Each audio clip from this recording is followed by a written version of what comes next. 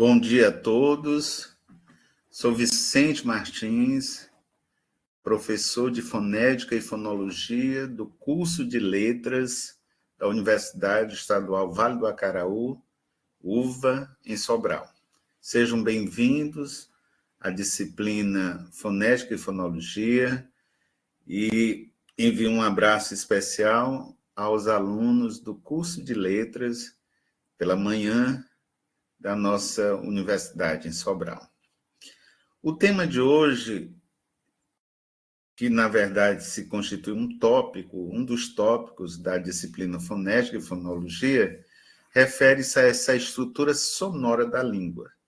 Então, nós teremos a oportunidade de discutir um pouquinho sobre a estrutura sonora da língua portuguesa. O foco, certamente, é o do português brasileiro, né? Do nosso português do dia a dia, do nosso cearense, né? Do nosso português cearense.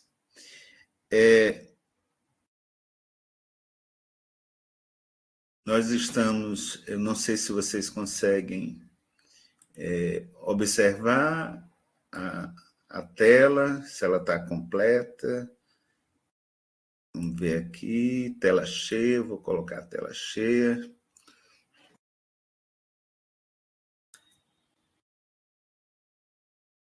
Ver aqui se dá certo.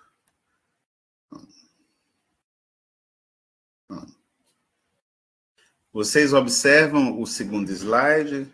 Nesse momento eu não estou vendo vocês, mas basta alguém dizer sim.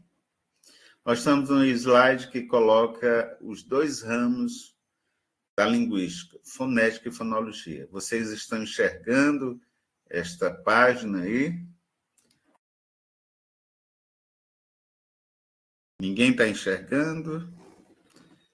Precisam dizer, porque eu não estou... basta abrir o microfone e dizer sim ou não.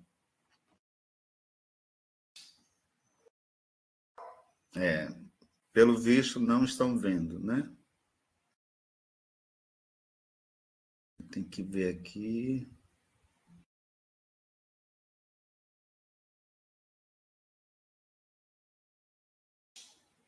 Não estão vendo. Professor, eu estou vendo. Porque eu perguntei, vocês silenciaram. Estão vendo, então tudo bem. Então, seguindo, nós temos aí, portanto, observando a tela, nós temos fonética e fonologia. E o primeiro ponto que nós colocamos para vocês, e fiquem à vontade também para trazer questionamentos, é que nós apresentamos tanto fonética como fonologia como ramos complementares da linguística. E isso é interessante. O que é a fonética? É um ramo da linguística. O que é a fonologia? É um ramo da linguística. Só que fonética depende da fonologia e a fonologia depende da fonética. Principalmente a fonologia da língua, tá certo? Nós veremos ao longo do nosso curso exatamente, vamos caminhando juntos.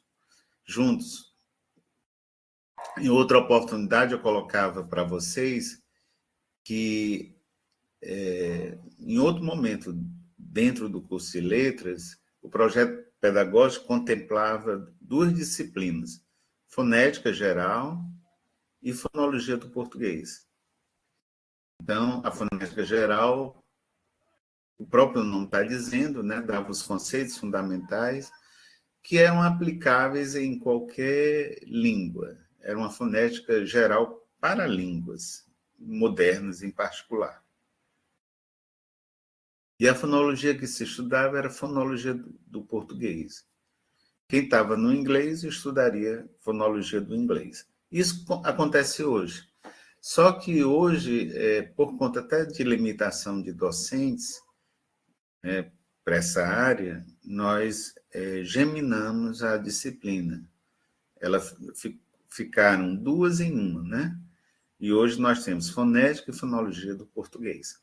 Por isso que nós iniciamos e dizemos, são ramos complementares da linguística geral.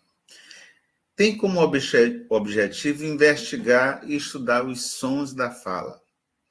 Embora eu tenha colocado os sons da fala, mas eu até reconheço que ele é um pouco anacrônico, né? A gente falar os sons da fala.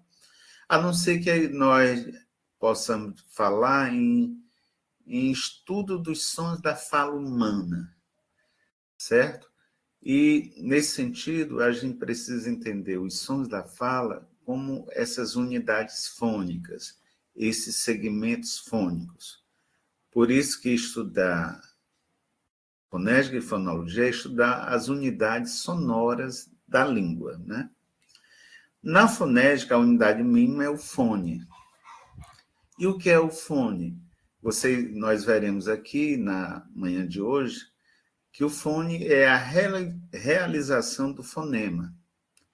E o que é o fonema, professor? São as unidades sonoras. Só que o fonema, eles são impronunciáveis. É uma abstração, né? Quando a gente diz assim, fonema é a menor unidade sonora da língua. Esse é o primeiro conceito que nós aprendemos em fonética e fonologia. Se vocês abrirem um material de vocês, verão isso, que fonema, que é a primeira unidade. A gente pode até dizer que fonética e fonologia estuda o quê? Os fonemas da língua. Pronto. Foi uma boa definição. E o que são fonemas? São unidades mínimas sonoras da língua. Tudo isso é muito abstrato. Isso é concepção teórica. Mas tem um momento que a gente transforma essa unidade abstrata, unidade sonora, em unidade real, que é exatamente quando o falante fala a língua, né? Uma língua que está internalizada, ele manifesta. Esses fonemas que vão sair, o P, B, T, D, como eu estou pronunciando agora, com suas características articulatórias, acústicas, são, na verdade, são fones. Isto é, eu transformei o que havia no meu cérebro, aqui na minha mente, melhor dizendo, o que havia na minha mente, transformei em bolhas sonoras. Isso nós chamamos fones. Esses fones, nós já treinamos isso em sala, eles aparecem sempre entre colchetes, certo? São o que aparece aí. Já no plano, por isso que a fonética que você aprende, a base fonética que você aprende, você aplica para o inglês. Nesse momento, esses elementos que nós chamamos, essa ideia de fonema, fone, o professor Gessé, do curso de letras, que é professor de fonética da língua inglesa, está dando a mesma coisa para aqueles alunos, certo? E em que momento se distancia? Na hora que a gente vai falar fonologia. Enquanto o Gessé, que é professor do curso de letras da UVA, da fonologia da língua inglesa, nós aqui vamos trabalhar fonologia da língua portuguesa. Esses elementos distintivos, mas ao mesmo tempo abstrato. Só iremos ter percepção acústica quando ouvirmos ou alguém lendo ou alguém falando. Por isso que a gente diz, na fonologia, a unidade mínima é o fonema. E a representação do fonema, ele vai aparecer entre barras.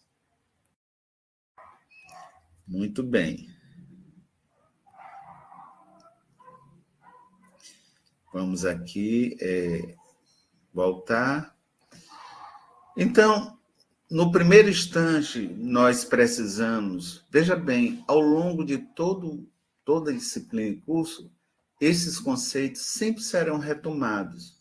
Estudar fonética e fonologia é sempre estudar essa noção de fone, fonema e também a letra. Então, letra, todos nós que somos alfabetizados passamos pela experiência da escritura, né, de conhecermos o alfabeto. Letra é exatamente aquilo que nós vemos diante de uma cartilha, né, naqueles textos rudimentares de alfabetização. As letras são as letras do alfabeto.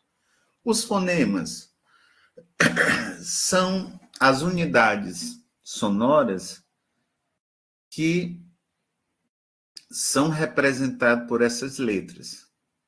Os fonemas são unidades abstratas, né?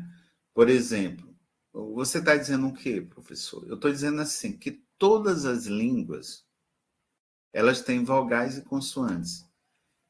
Quando eu digo todas as línguas, estou me referindo basicamente a todas as línguas modernas, né? O inglês, o alemão, o francês, todas as línguas modernas, todas elas têm algo em comum. Elas têm vogais e consoantes, mas são vogais distintas. As vogais do inglês não são as mesmas vogais do português, são semelhantes, né? Aí mudam na pronúncia quando se realiza, mas às vezes a letra, o desenho desse fonema, ele é o mesmo. Por isso que às vezes, quando a gente vai ler em alemão, em francês, em inglês, alguém diz, não é assim que se diz em inglês, não. Embora a gente reconheça ali as letras, mas na hora de transformarmos essas letras em sons, isto é, em fones, há um estranhamento, não é daquela maneira que se diz, né? Por isso, em todas as línguas, há necessidade de alfabetização. Pois bem, nosso curso nós vamos tratar sobre isso. O fone, que é a realização do fonema, o fonema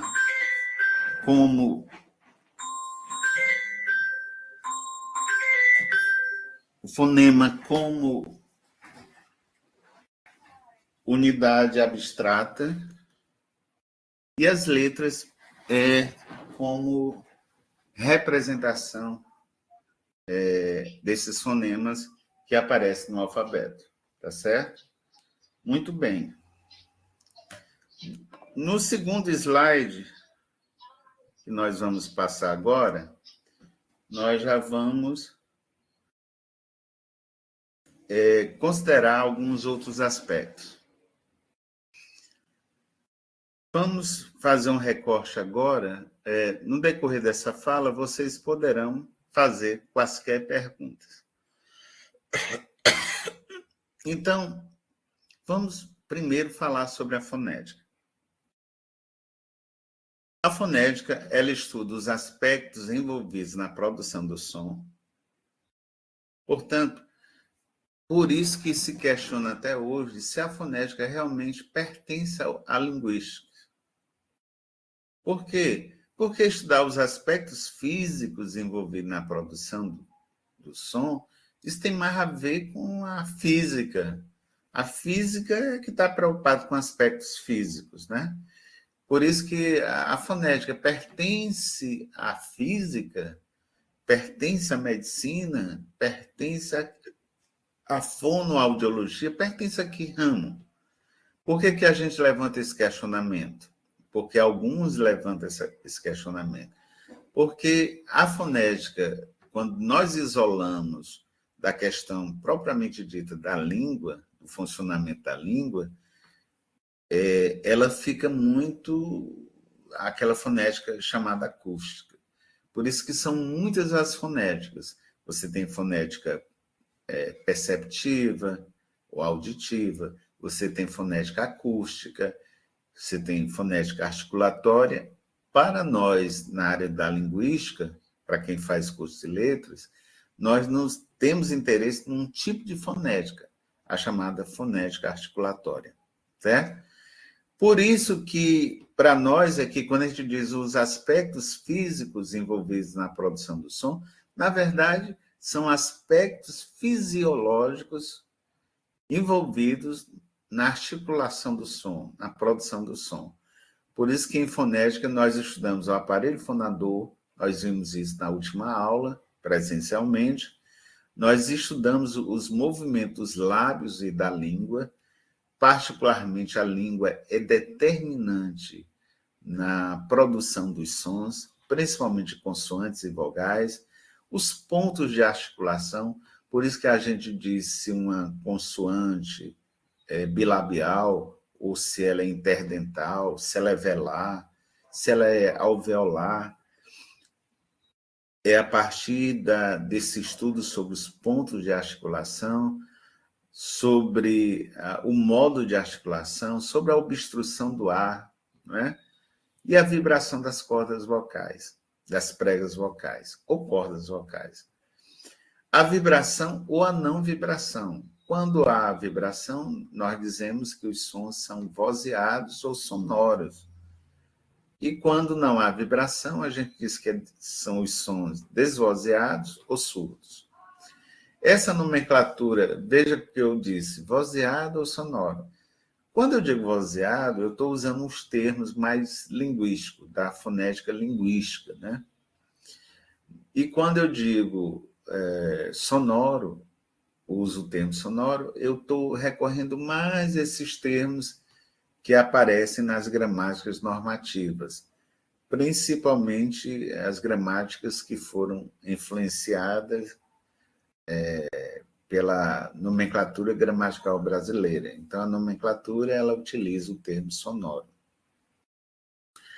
Portanto, a fonética investiga as características físicas dos sons que permitem a sua articulação e recepção auditiva, analisa e descreve os sons da fala, a que nós chamamos aqui fones, como entidades isoladas com base em suas características acústicas e perceptivas e articulatórias, na sua realização concreta, e nesse sentido, a fonética está muito ligada àquela noção de Parole, na teoria de Fernand de Saussure.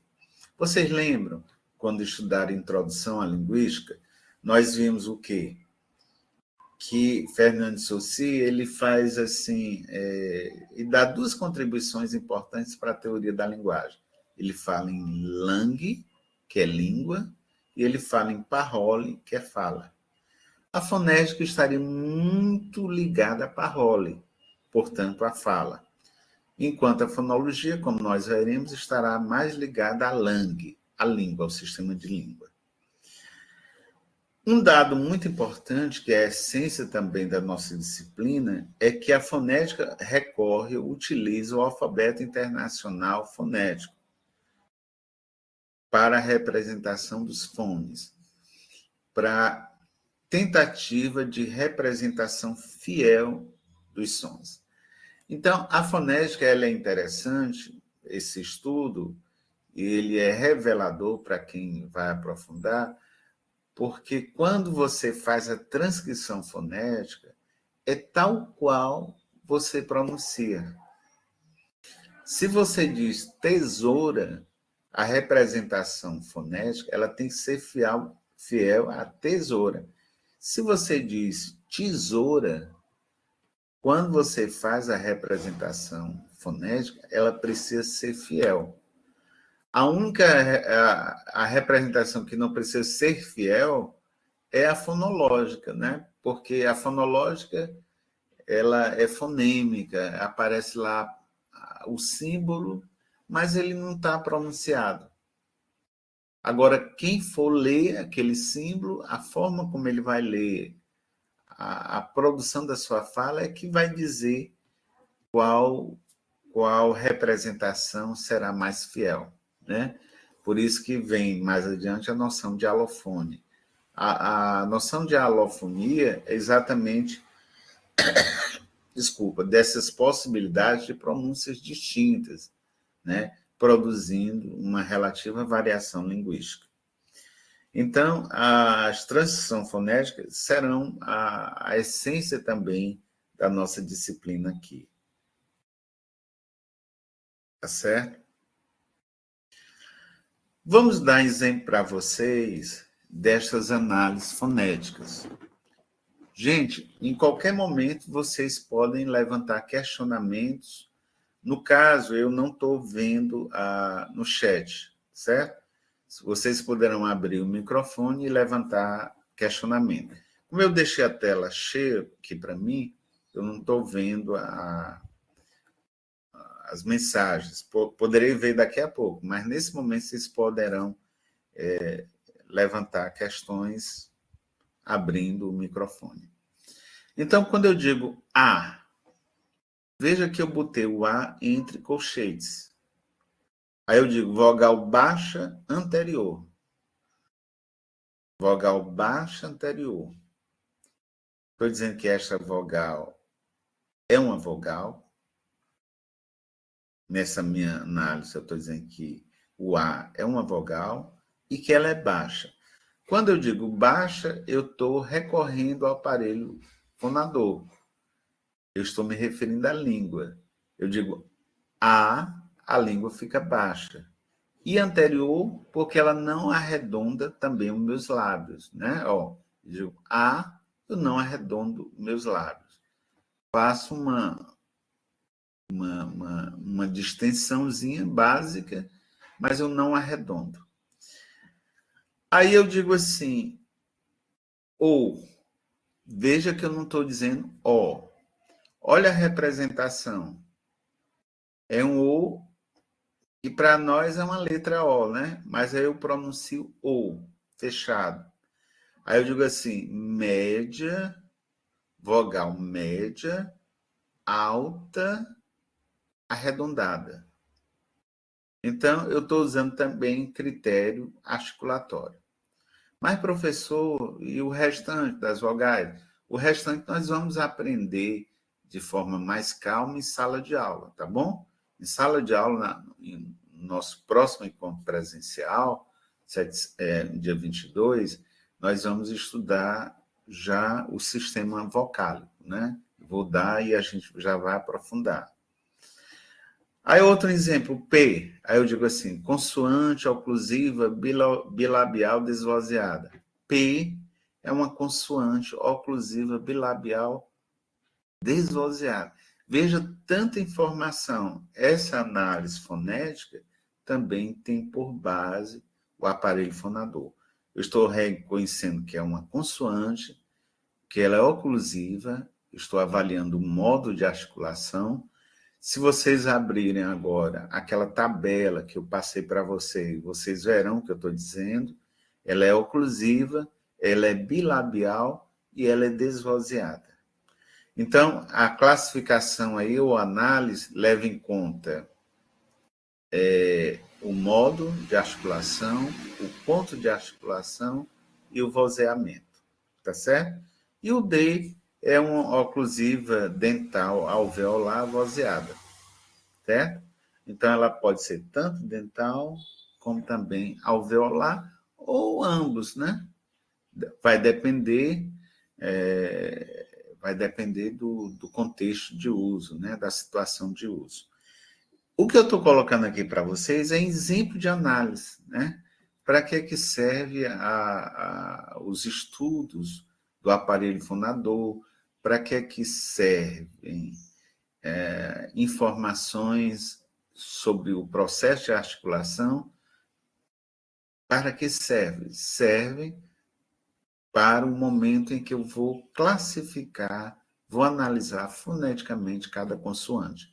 E vocês verão que isso é fundamental para as situações de análise de texto, de terapia de fala, né?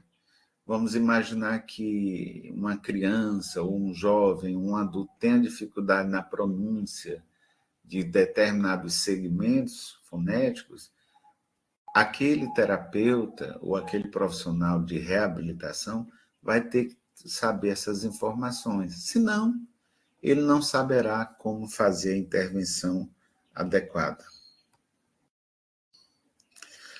Já a fonologia é também uma parte da linguística, também denominada fonêmica, que vai se preocupar agora com a langue, com o sistema sonoro da língua, mas no campo mais abstrato, certo? Então, por isso que a gente diz que a fonologia, ela estuda a organização do sistema em sistemas sonoros. Melhor dizendo, estuda a organização dos sons em sistemas sonoros.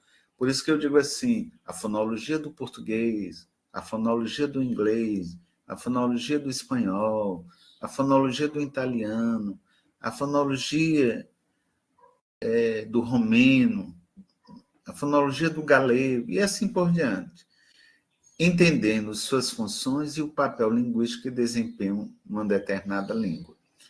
Então, muitas vezes, a partir desse estudo fonológico, a gente pode ver o papel gramatical que esses sons desempenham na língua. Então, às vezes isso aqui me faz lembrar aquela situação que nós aprendemos e o professor às vezes não comenta. Eu digo assim, posto, aí a pessoa diz posto, plural de posto, aí a pessoa diz postos. Então você nota que o ou aparece no singular, mas o ou aparece no plural, né? Em postos, já muda o timbre. Isto é o papel da fonologia. A fonologia, por exemplo, mostra que transformar a vogal O em O tem um papel gramatical importante na formação de plural de algumas palavras. Isso nós chamamos de metafonia.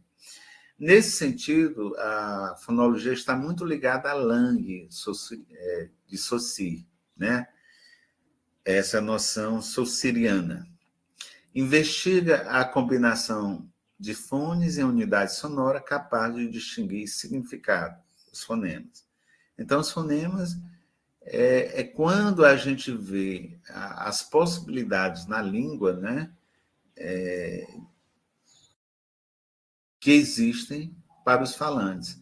O que está é o inventário disponível para que realizem em forma de fones, tá certo? A fonologia também nos leva a fazer o estudo da estrutura silábica, a acentuação, a entonação. Essa noção de sílaba é extremamente importante, mas só veremos mais adiante essa noção de sílaba. Por exemplo, uma vogal pode formar uma sílaba, como a palavra ato, mas uma consoante não. Normalmente, as sílabas são formadas de vogal com consoante ou consoante com vogais. Essa noção de estrutura silábica nós aprendemos também em fonologia. Professor, e aquela noção de ditongo, tritongo, também aprendemos em fonologia. Na folhinha que vocês receberam, e que deve sempre andar com essa folhinha, na próxima aula, todo mundo com a folhinha, no dia da prova, todo mundo com a folhinha. Por que eu estou pedindo que vocês levem? Não precisam memorizar agora, vamos aprender através da folhinha. Essa folhinha é muito importante para a gente ver. É a folhinha que traz ali os fones, né? Na verdade, traz os fonemas, indicando também como eles podem ser pronunciados, né? De alguma maneira, como eles podem. Ali tem uma dica importante. Na fonologia, nós consideramos as variações sonoras que podem afetar a compreensão da mensagem. E isso é verdade. Se eu digo de é ver, mas se eu digo de, pode ser preposição. Mas se você observar, as letras são as mesmas, de e o é. As letras são as mesmas, mas as funções são diferentes. Então, de é preposição, por exemplo, mas de, na hora que na minha fala eu digo de, estou me referindo a verbo. Essa distinção, que é fonológica, distintiva, isso interessa, sobretudo, à fonologia. Tá certo? Muito bem. Vamos agora ver aqui dar uma paradinha e a gente observar aqui. Vou perguntar, já que vocês não se manifestam, vou perguntar aqui se vocês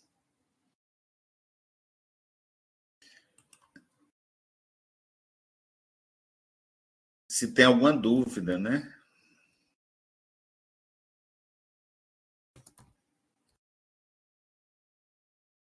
Professor, Pois bom não. dia.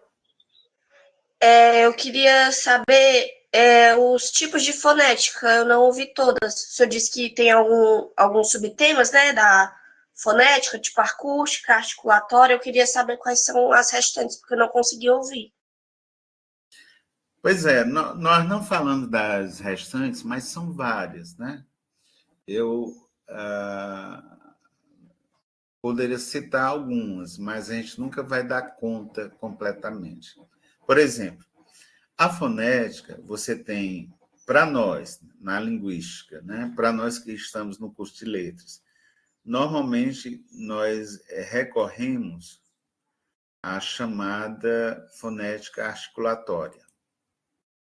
Por quê? Porque na fonética articulatória nós estudamos o aparelho fonador e a partir dele a gente tem os parâmetros ou as propriedades das consoantes das vogais. Pronto. Já os físicos,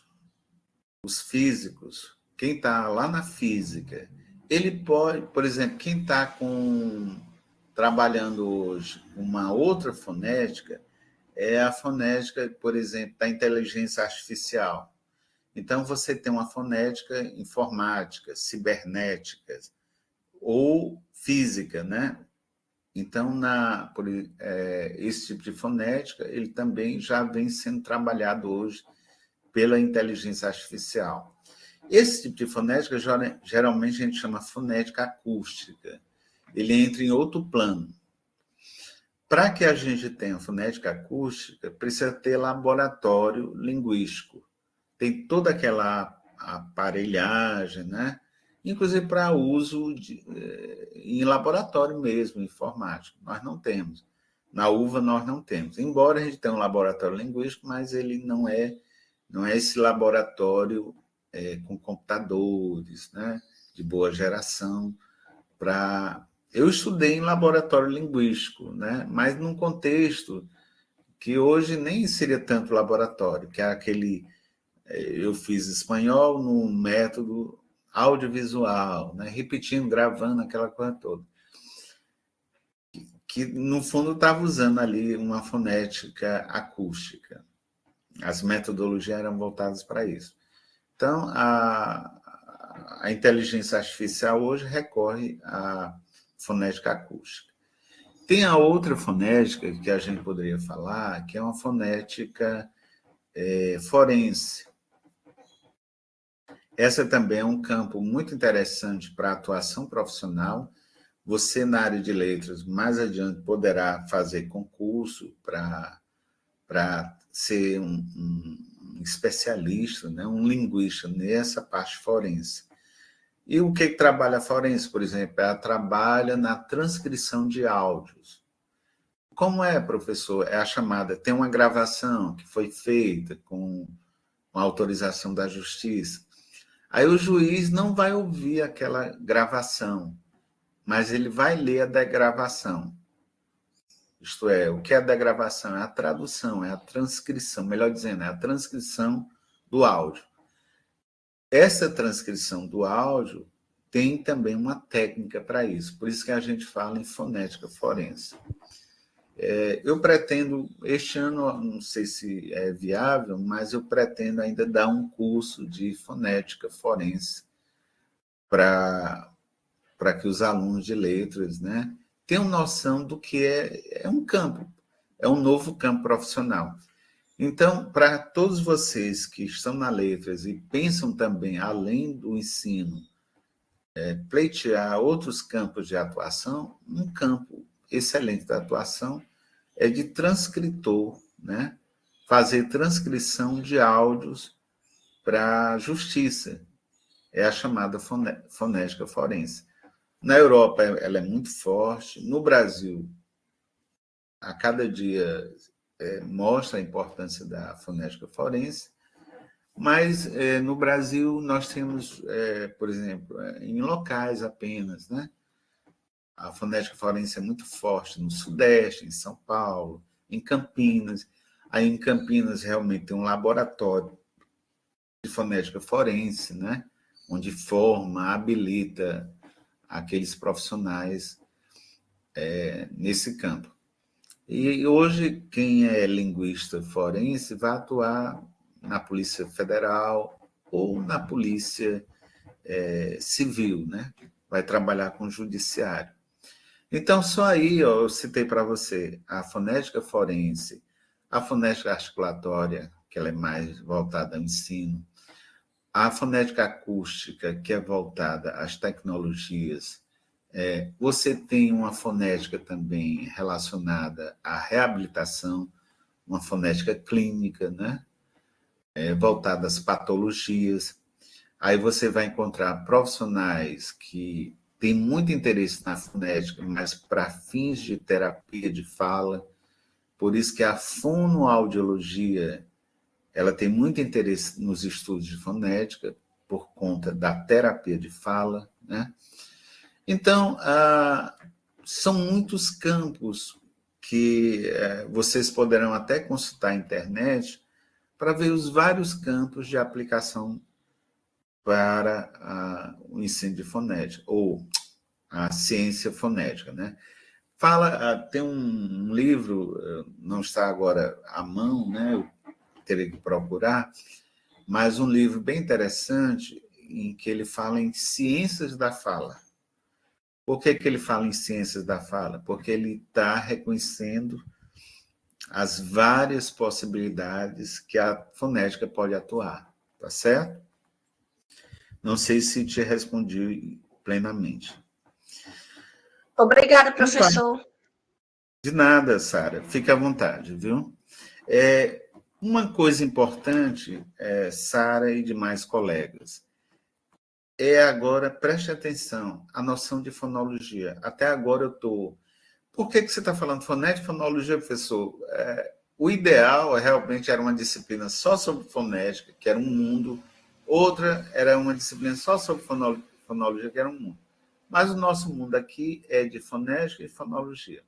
Não é incompatível, não. Claro que a gente... Quando eu estou falando de fonética, no fundo, é a fonética em língua portuguesa. Quando eu estou falando de fonologia, é a fonologia do português. Sem problema, né? A gente pode caminhar juntos. Então, a fonologia também é chamada de fonêmica. Então, durante a leitura de um texto, do livro adotado, ele falou fonêmica. E não falou fonologia. Ele está só mudando a escola, porque aí, normalmente, a escola linguística, né, que aquele autor é filiado, ou tem uma certa simpatia, ele escolhe fonologia ou fonêmica. No caso aqui, nós escolhemos uma abordagem mais moderna, mais atual, embora seja do final do século XIX. O próprio Fernando de Saussure está falando em fonologia, né? A linguística estrutural ela se baseou nessa noção de fonologia. Então, veja bem, na fonologia se considera apenas as variações sonoras que podem afetar a compreensão da mensagem. Vejam bem, eu tenho, por exemplo, a palavra coração. Conforme vocês estão vendo aí, aparece a palavra coração. Na palavra coração, o que você está vendo, na verdade, você está vendo letras. Então, você está vendo um C, você está vendo um O, um R, um A, um C cedilha, um A com tio e o O. Tá certo? O que você está vendo é ortografia. A palavra coração, por isso que a palavra coração ela vai aparecer nos dicionários. Os dicionários trazem esta ortografia. Muito bem. Aí, esse é o campo ortográfico, né? É o campo lexical. Nesse quadrinho que aparece aí, aparece fonologia, língua, fala, fonética, e aparece aí 2 cidades, Rio de Janeiro e Salvador. Na fonologia, eu coloco a palavra coração já com transcrição fonética.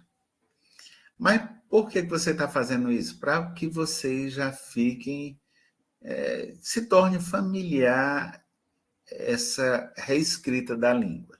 Então, vejam que aparece aí, ao lado, fonologia e numa cercadurazinha aparece coração entre barras. E aparece assim, coração. Mas veja bem, está entre barras. Se está entre barras, eu nem posso pronunciar.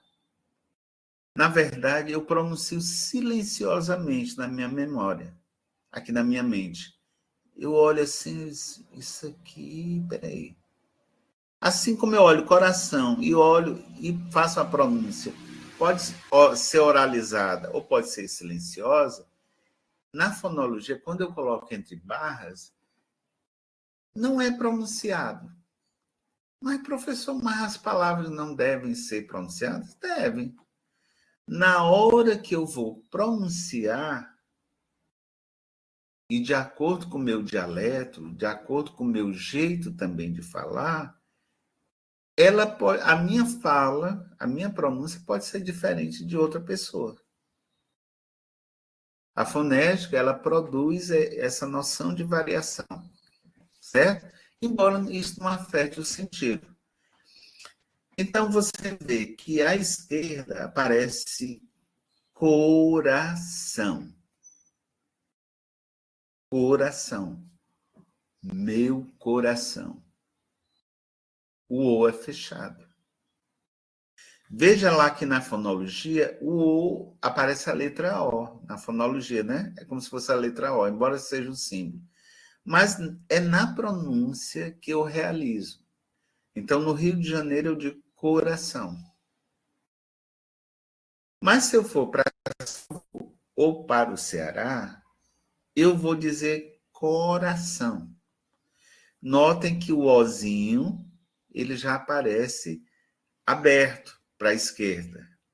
Então, na verdade, isso aí é uma transcrição fonética. Se vocês olharem na tabela, vão reconhecer isso. Então, é como se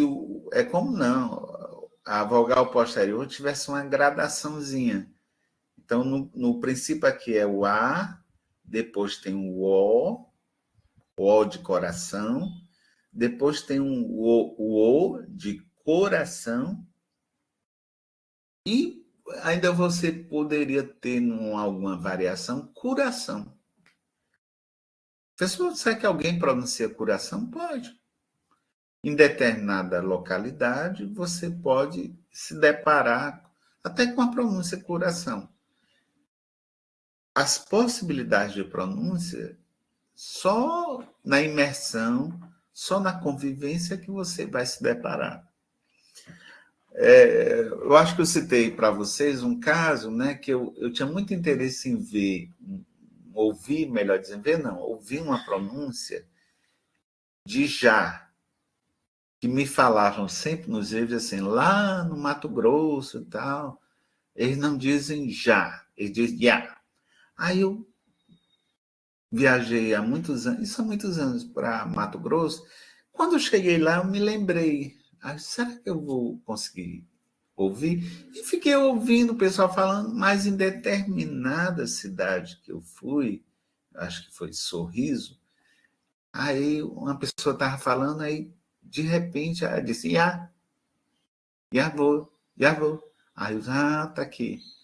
Então, às vezes, na nossa localidade, a gente não vê, não se depara com aquele tipo de pronúncia, né?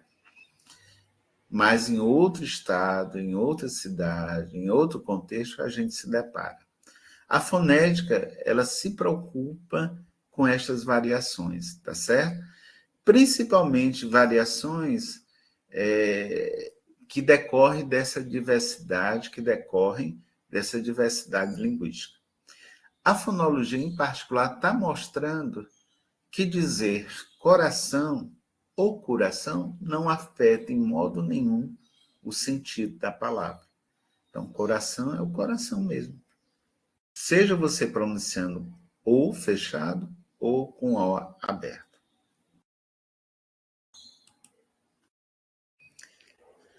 Alguma dúvida até aqui?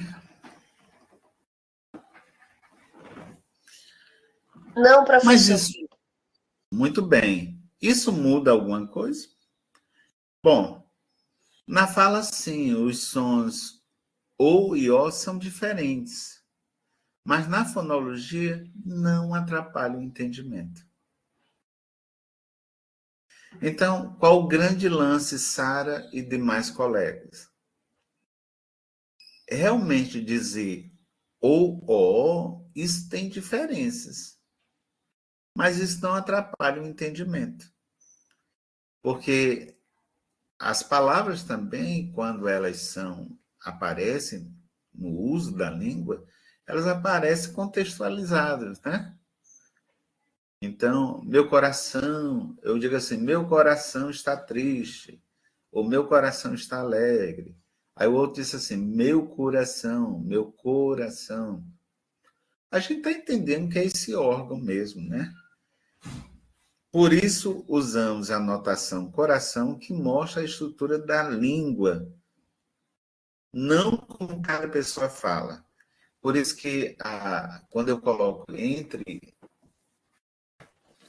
barras, eu estou dizendo que eu estou reconhecendo dentro da língua a existência desses sons, mas eu não sei exatamente como eles são produzidos na boca de cada falante. Então, a notação entre barras de coração que eu coloco aí para vocês mostra de forma mais abstrata que esses sons existem.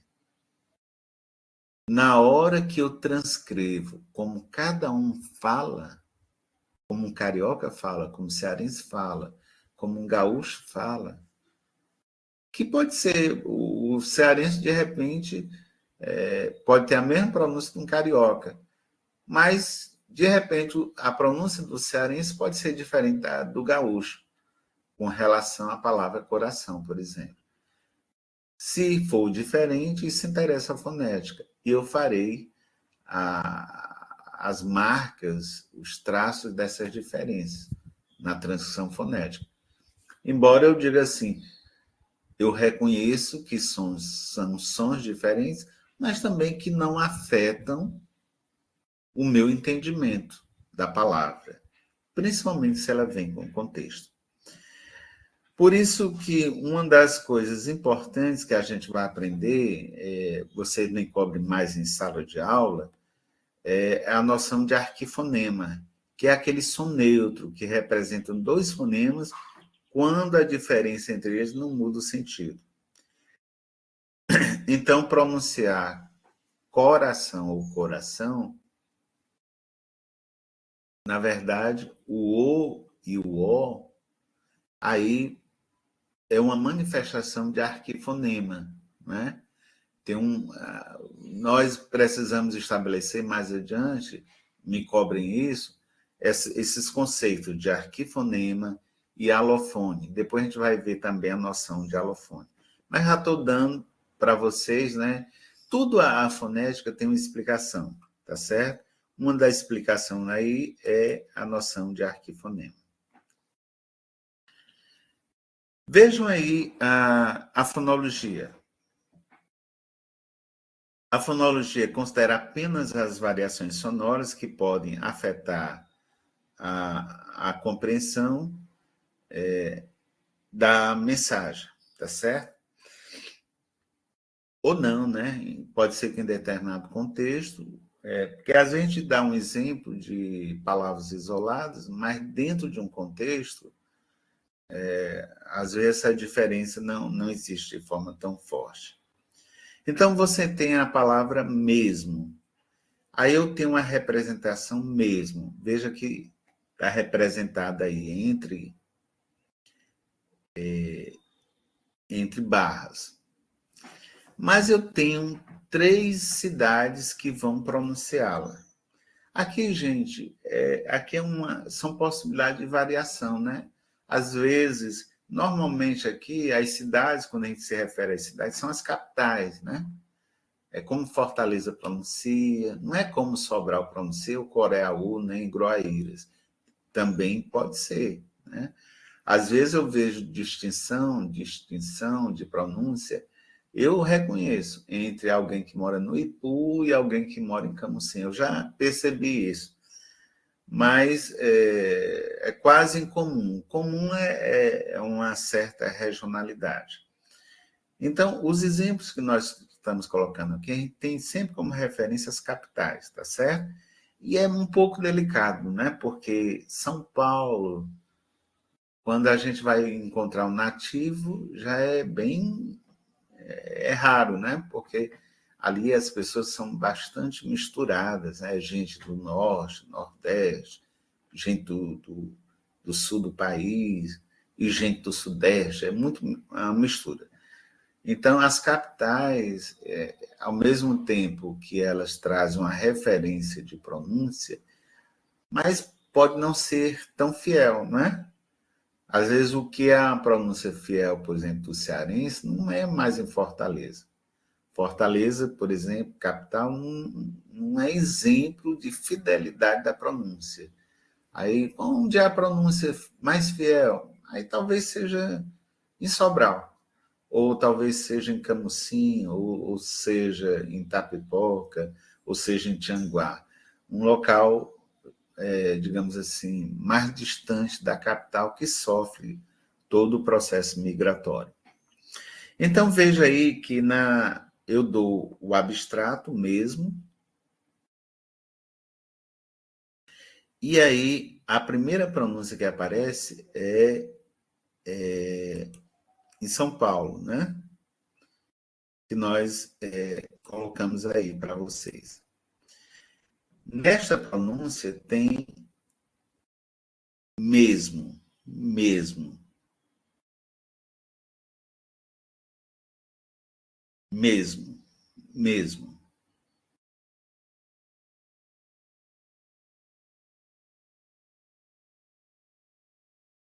Na outra pronúncia, já em Recife, mesmo, mesmo, mesmo.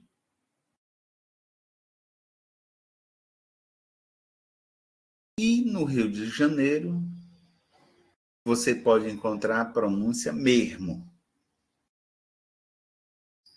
Então, vejo aí que na primeira pronúncia São Paulo, muito parecida com a nossa, você tem mesmo. É como, inclusive, nós pronunciamos, como eu pronuncio no Ceará. No Recife, mesmo, mesmo, mais chiado. Aí, e são possibilidades de pronúncia, né? Aí no Rio de Janeiro, você vai ter também pronúncia bem característica, como mesmo. Isso interessa a fonética e interessa a fonologia. Interessa a fonologia em que essas variações, primeiro, elas podem até, na verdade, a fonologia, por exemplo, ela vai se preocupar com essas variações, mas nós observamos que, nesse caso do mesmo, né, não afeta diretamente o entendimento. Interessa, naturalmente, quando afeta o entendimento, mas também eu sou capaz de observar que, nesses exemplos dados que eu dei, eu compreendo em qualquer contexto. Eu posso até ter um estranhamento, né? Alguém que chega para mim assim, mesmo, é mesmo. Aí você diz, vixe, será que ele é do Rio? Então, eu afeto, talvez não diretamente a compreensão, mas eu possa reconhecer uma identidade linguística a partir da pronúncia, né? Eu digo, essa pessoa certamente é do Sudeste ou é do Rio de Janeiro.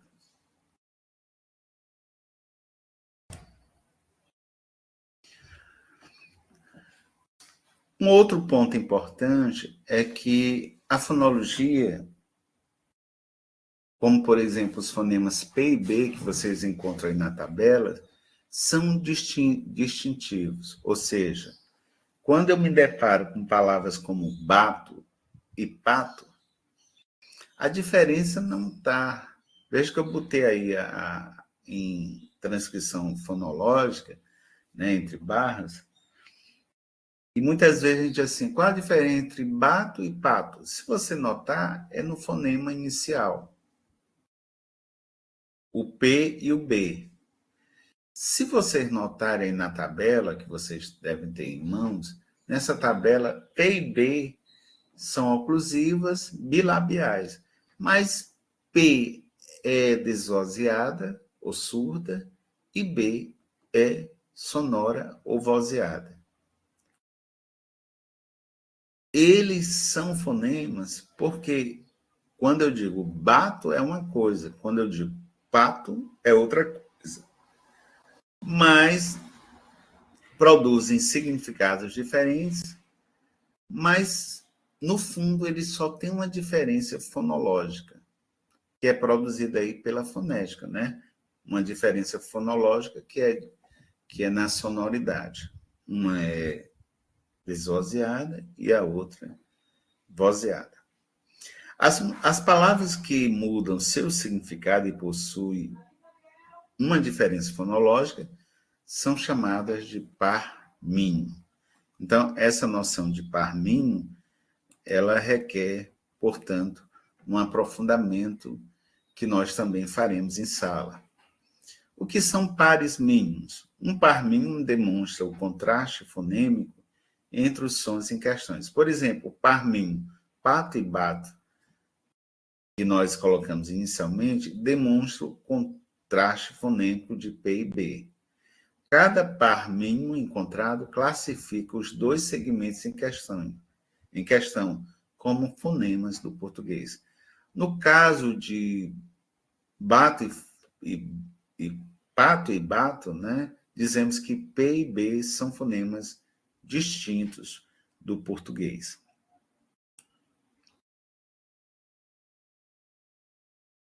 Eu queria trazer essa tabela aqui para vocês. Então, essa tabela é só um modelo de tabela. Vocês têm uma tabela, que é a da Thaís, que é ainda melhor, né? Então, a tabela fonética ajuda a identificar os sons usados em uma língua e os pares mínimos mostram qual desses sons mudam o sentido das palavras. Vocês devem estar reparando aqui, observem bem para a tabela das oclusivas que aparecem aqui. A tabela da Thaís, que vocês têm em mãos, ela é mais completa. Essa daqui é mais simples, né? Porque viabilizou eu colocar aqui. Nessa tabela aqui, você encontra assim, a bilabial, observe aí, P é uma bilabial, é uma oclusiva bilabial desvozeada.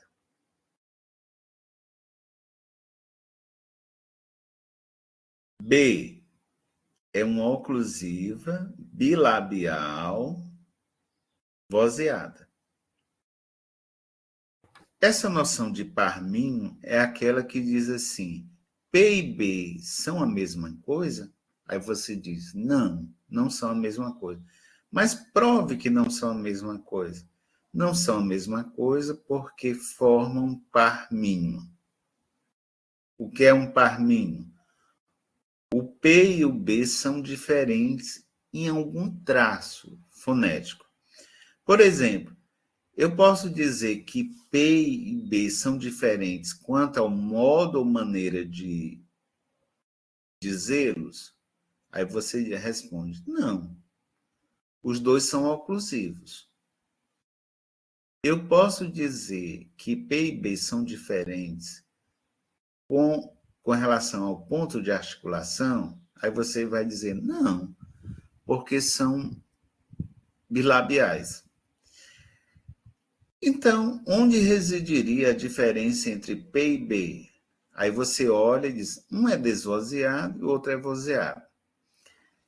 Essa diferença no vozeamento, ela é tão distintiva, ela é tão marcante, que ela é capaz de gerar palavras diferentes. Por isso que uma coisa é pato, um animal. Outra coisa é bato, o verbo bater, por exemplo. Então, são palavras distintas. Quem foi capaz de fazer distinção? 2 fonemas, P e B, que são diferentes unicamente pelo seu vozeamento. Então, vejam bem, eu digo assim, observem aqui, vamos voltar de novo à oclusiva P, que aparece aqui. Ela é desvozeada. P é uma oclusiva bilabial desvozeada. E vamos seguir. Vamos chegar ao alveolar T. T é uma oclusiva alveolar. Alveolar na minha pronúncia, né? Alveolar. Aí eu pergunto assim, P e T são diferentes? Aí você diz, são. Então, eles formam um par mínimo. Eles produzem uma diferença individual em cada um. Aí a minha pergunta, P e T são diferentes com relação à maneira de produzir? Aí você diz, não. As duas são oclusivas. Quanto à sonorização, são distintas? Aí você diz, não, não são distintas. Por quê? Ambas as consoantes são desvozeadas. Então, aonde está a diferença? A diferença está no ponto de articulação. Uma é bilabial e a outra é alveolar. Muito bem. Prove que são fonemas distintos. P e T são distintos. Eles são distintos porque eu digo, uma coisa é dizer pala, a pala do vestuário, e tala. São coisas distintas. Uma coisa é porta, outra coisa é torta. Concorda? Eu digo porta, mas a outra vez eu digo torta. Quem foi suficiente para estabelecer a distinção entre porta e torta foi o fonema. Não quanto à sua maneira de pronunciar, nem quanto ao seu vozeamento, mas quanto ao seu ponto de articulação. Isso foi tão significativo, foi tão marcante na estruturação da língua, que gerou palavras distintas. Então, os fonemas, por isso que a gente diz assim, fonemas são as menores unidades distintivas. Por que são distintivas? Embora eles não tenham sentido, né? Eles fazem com que as palavras mudem de sentido. Por isso que a nossa língua, ela tem um princípio fundamental, que nós vamos ver também em sala presencial, né? Que é o princípio da economia linguística.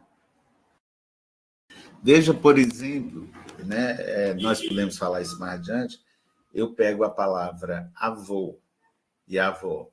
Se você notar, as três têm a mesma letra. Mas em avô eu tenho o O fechado, portanto, o fonema O. Em avó eu tenho o O aberto, então tem o fonema O, ou vogal O. Esse timbre fechado e aberto, ele é tão marcante, é tão significativo, que é capaz de gerar duas palavras distintas. Avô é o pai do meu pai, avó é a mãe do meu pai, por exemplo. Quem foi capaz de estabelecer essa diferença não foram as letras que foram capazes de estabelecer essa diferença. Quem foi unicamente capaz de fazer essa diferença foi o timbre. No caso, um timbre fechado e outro aberto. No fundo, quem estabeleceu a diferença foi uma vogal fechada, O, e a outra vogal aberta, O. Tá certo? Em sala de aula, nós poderemos aprofundar mais um pouco. Alguém gostaria de fazer alguma pergunta? Nós estamos no encerramento da aula. Pois não, Sara. Queria saber se, por exemplo, depois que a pessoa já passou pelo processo de alfabetização, ela já é uma pessoa adulta e ela vai morar fora, em outro estado, que tem uma pronúncia totalmente diferente. Só que ela não tem mais contato com as pessoas que ela teve na infância. Ela vai mudar completamente o sotaque? Ou ainda vai ter resquícios? A sua pergunta é muito interessante. É muito interessante. Veja bem, eu vou te responder de outra forma. Aí você vai chegar à sua conclusão. Veja bem, a situação, e depois eu te respondo diretamente. Vamos imaginar que uma brasileira, ela sai do Brasil para trabalhar, para morar nos Estados Unidos. Ela vai. Ela é solteira, tal. Chega nos Estados Unidos. Lá, casa, engravida e tem um filho. Segundo as leis americanas, essa criança que ela teve lá, foi concebida lá, pronto, ela é americana, porque ela nasceu lá, é americana. Vejam bem, essa criança vai ter 0 ano, depois 1 mês, 6 meses, 1 ano, 2, 3 anos, vai para a escola. Se essa criança chegar em casa, ela vai talvez falar um pouquinho português, né? Ou vai falar com a mãe em português e vai falar também inglês. Vamos dizer que ela casou com um pai americano, né? A mãe casou com um pai americano. Então, essa criança ela está numa imersão de bilinguismo. Então, ela fala inglês com o pai e português com a mãe. E nasceu lá, pronto. Ela nem conhece o Brasil. Lá na escola, não vão, embora ela fale as 2 línguas, não vão perceber qualquer variação na língua materna. Então, a língua materna dela é o inglês e o português. Ela nasceu com esse bilinguismo, certo? Muito bem. A outra situação, uma mãe brasileira tem uma criança no Brasil e a criança agora está com 6 meses, com 8 meses e vai para os Estados Unidos. Chega aos Estados Unidos, veja, ela não completou 1 ano, está lá com 8 meses, né? Vai fazer 1 ano, então novinha, uma criança de braço, está lá. Chega nos Estados Unidos, a mãe está trabalhando, ela casa com um americano, tudo normal. Daqui a pouco, essa criança chega aos 3 anos à escola. Todas as crianças vão perceber que ela não é nativa. Ela vai trazer os traços daquela primeira infância, daquele primeiro momento que ela teve em contato com a mãe, com a língua materna da mãe. Então, ela será proficiente, sim, ela vai falar inglês fluentemente, mas quem é nativo vai sempre perceber nela os traços da brasilidade no contexto em que ela nasceu. Então, Com isso, eu estou te respondendo de alguma maneira. Então, mesmo você mudando de cidades, né, você traz ainda os traços da sua fala. Então, isso será o que você tem. Nós chamamos em aquisição da linguagem que vocês estão estudando a língua I. Essa língua internalizada, ela tem uma gramática, ela tem parâmetros, tem princípios e parâmetros. Os princípios e parâmetros já estão estabelecidos. E aí, na aquisição da linguagem, tem uma fase que nós chamamos canônica, com 6 meses a criança se torna nativa. Então, o aparelho fonador, todo o sistema sonoro dela já está configurado. Ela pode ir novinha, está no braço, mas está lá. Mas ela já tem, na língua I, na sua língua interna, toda a fonologia da língua, tá certo? E ela vai ter uma memória também fonética, isto é, como ela é pronunciava. Como você não pode separar fonética e fonologia, elas caminham juntas, né? São ciências complementares, nós vamos carregar isso para o resto da vida.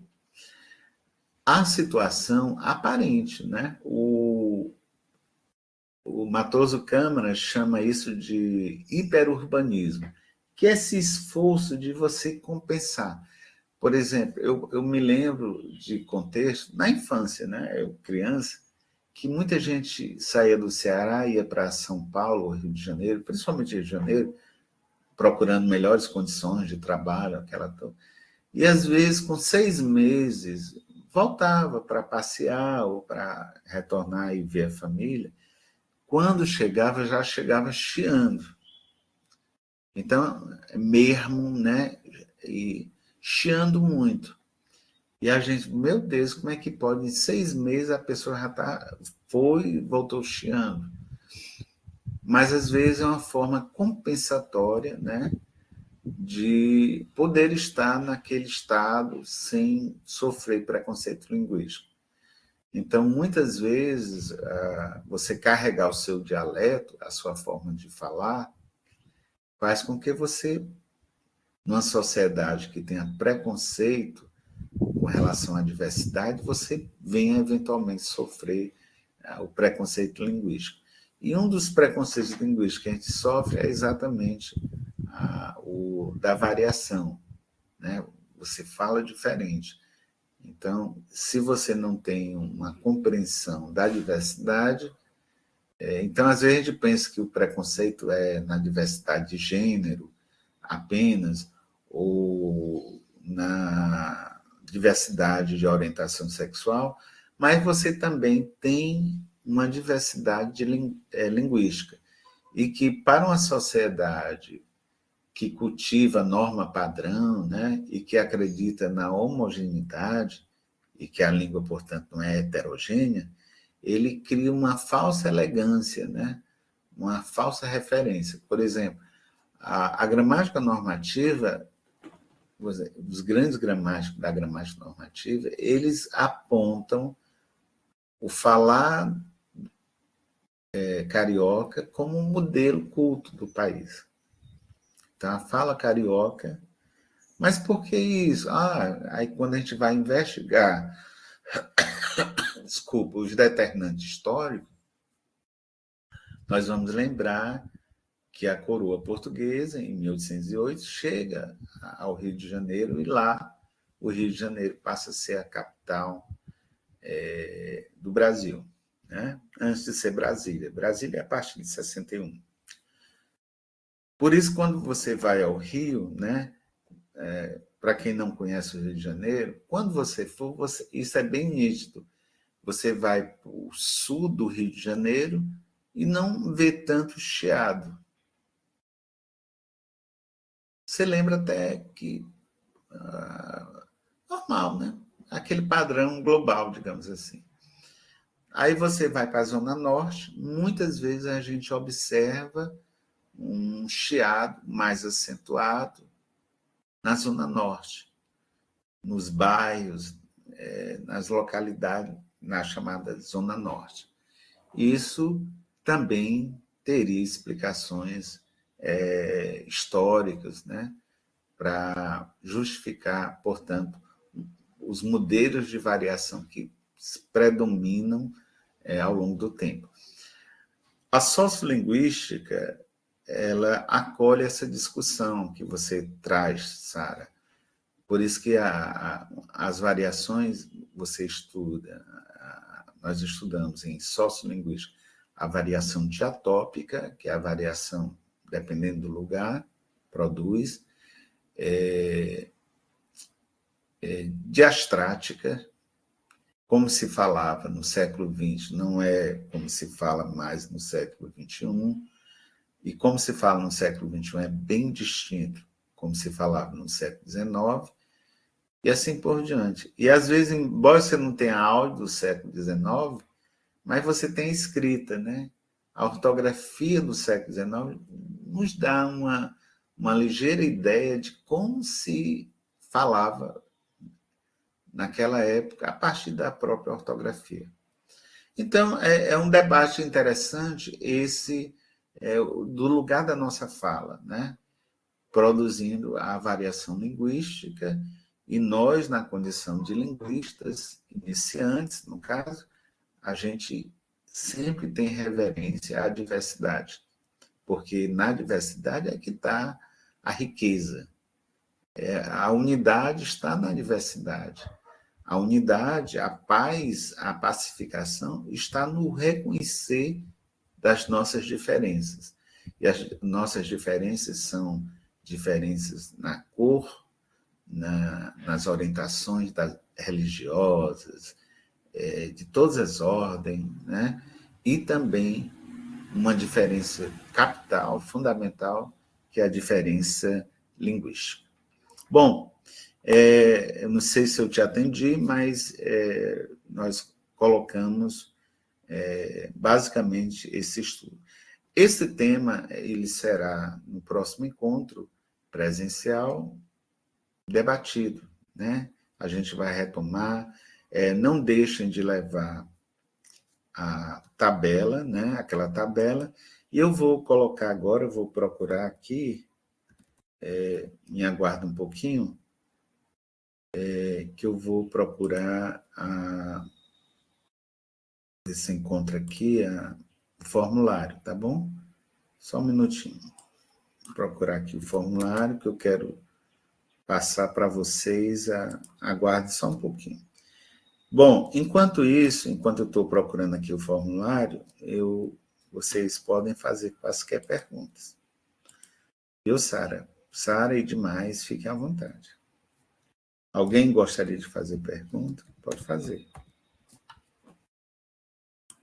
Obrigada, professor. Sem mais perguntas. Certo. Estou só procurando aqui o formulário.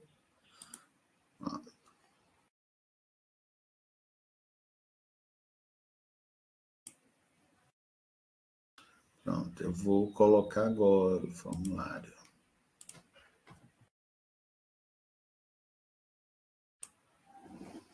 Pronto, coloquei o formulário da frequência. Certo?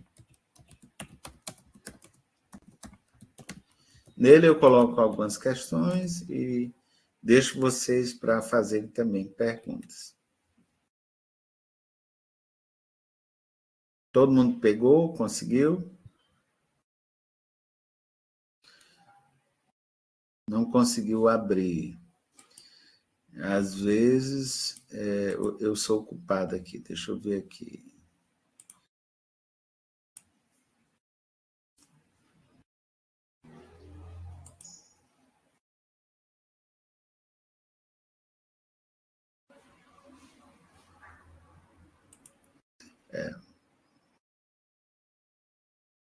Mas aqui está normal para abrir, viu? Não está...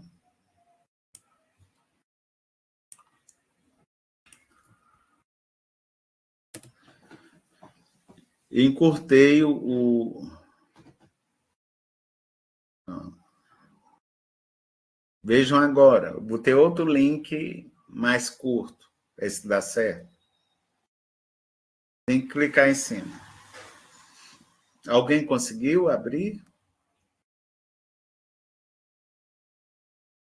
Eu consegui, professor.